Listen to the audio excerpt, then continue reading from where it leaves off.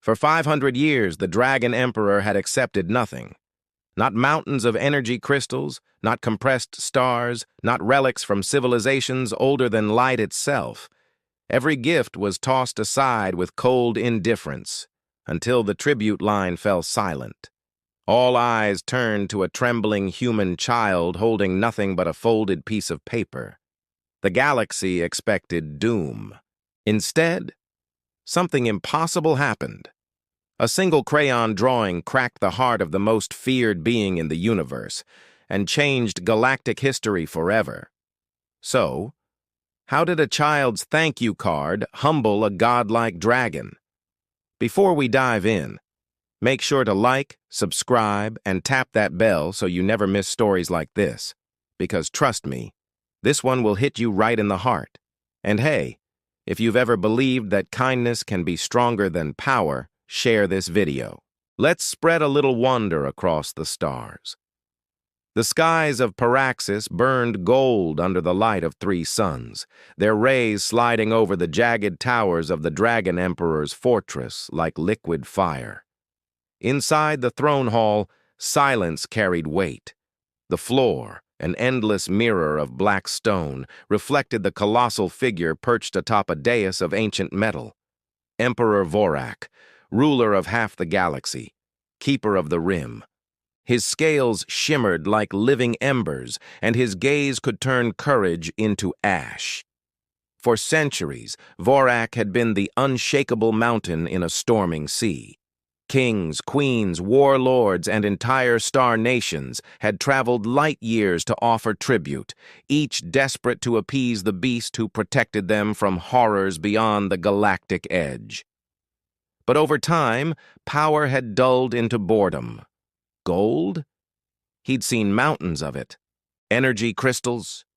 He could build suns from the rejects alone. Even compressed stars failed to stir him now. He no longer looked at tributes with awe, only weary detachment. Nothing impressed him anymore.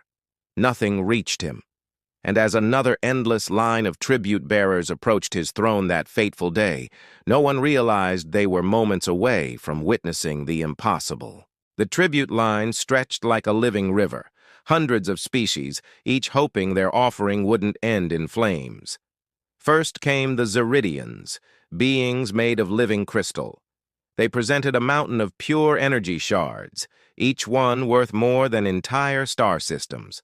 The hall glittered with fractured light. Vorak's golden eyes swept over it once. Then he exhaled. Insufficient. His voice rumbled through the chamber like distant thunder. Servo drones swept the crystals away as if they were dust. Next, the collectors of Nexus Prime brought relics from civilizations dead for eons. They carried time-worn artifacts humming with forgotten power. Dismissed. Then came the Star Forgers, offering a compressed star no bigger than a fruit. It could have powered fleets for centuries. Vorak didn't even lean forward. Remove it! Fear thickened the air. Every failure meant death whispered closer for the next in line. The whispers grew. He's rejecting everything. And then, the crowd parted. Small footsteps echoed against the black stone.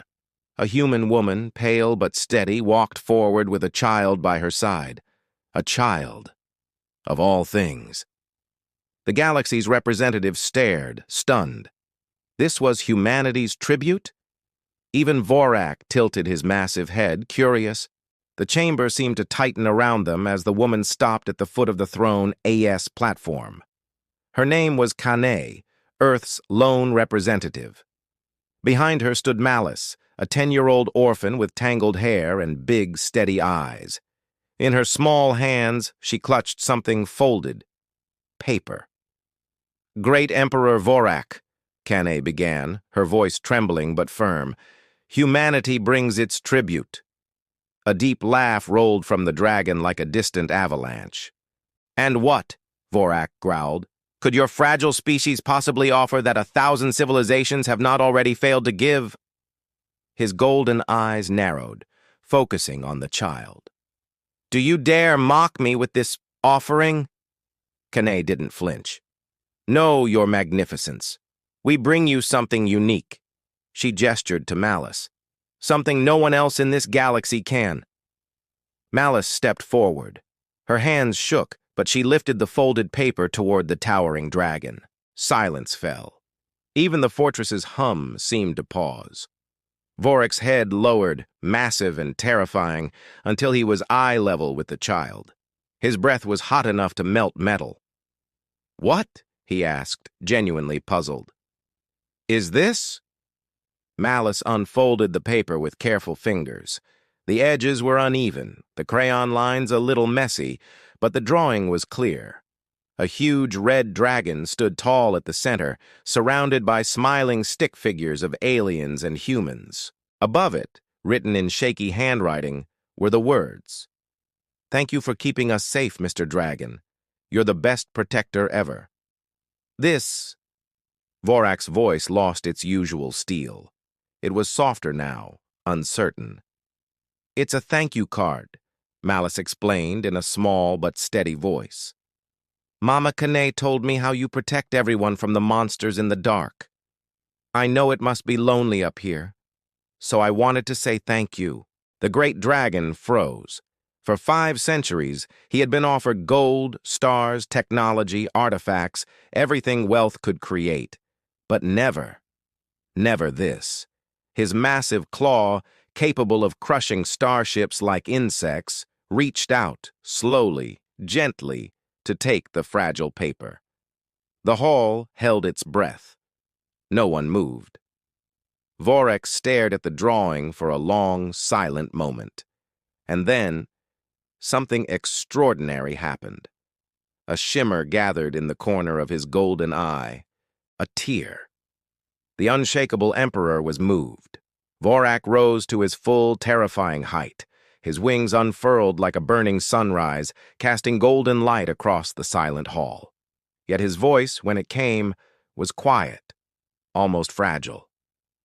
"For centuries," he began slowly, eyes fixed on the drawing, "I have received tribute born of fear. Gold, gems, stars, power. But not once has anyone simply said, 'Thank you.'" He placed the card carefully on a pedestal beside his throne, as though it were made of the rarest crystal.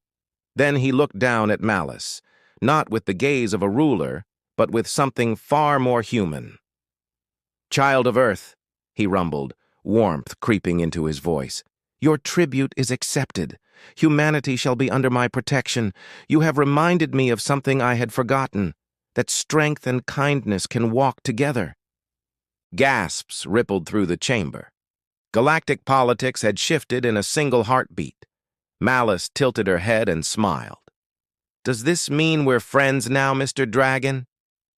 And for the first time in 5 centuries, the Dragon Emperor smiled back. "Yes, little one, we are friends." And just like that, a child's thank you card became the most priceless treasure in the known universe. And there it is, proof that sometimes the smallest gesture can change the course of history. Not a starship, not a weapon, a crayon drawing.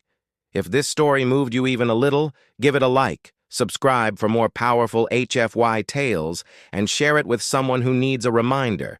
Kindness still matters, even among the stars. Tell me in the comments, what would you have offered the Dragon Emperor?